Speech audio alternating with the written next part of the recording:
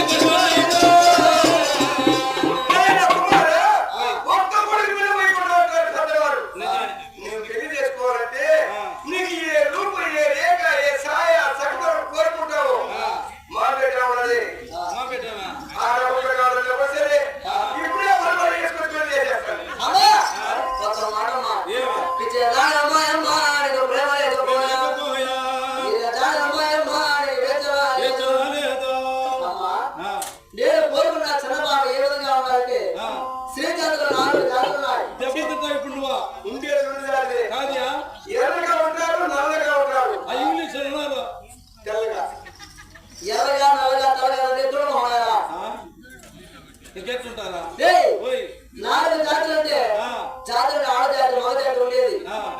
ఆ స్త్రీ యొక్క ఆడలో 4 రకాలుగా ఉంటుంది. ఎట్లా ఆ 4 జాతులు ఏంటంటే సిద్ధి జాతి, శంకిరి జాతి, హస్తిని జాతి, 4వ జాతి పద్మ జాతి. తొలి జాతి అంటే సిద్ధి జాతులుగా కోడి గద్దోడు నచ్చును, కోడనగా కోడి. ఆ కోడిని కంపక చేసి పెడితే తర్వాత కంపెనీలో అదొక దగ్గర ఉండదు, ఆ కోడితో ఉంటుందా ఆ ఇంటి మీద పోతుంది. ఈ మాట తిరుగుతా ఉండాలి. నేను ఏడపాను స్వామి. పనులు సుబ్రహ్మణ్యాలను ఇప్పుడు ఇక్కడికి వచ్చిన ఇప్పుడు నానాదికి కోడి, కోడితో సమానది చిత్ర జాతి ఆడబుద్ధులు. నువ్వు తిరగలేదు సుబ్రహ్మణ్యం కూడా. చిత్ర జాతి ఆడబుద్ధులు అటువంటి జాతి కాబట్టి అమ్మా చిత్ర జాతి వాడదు.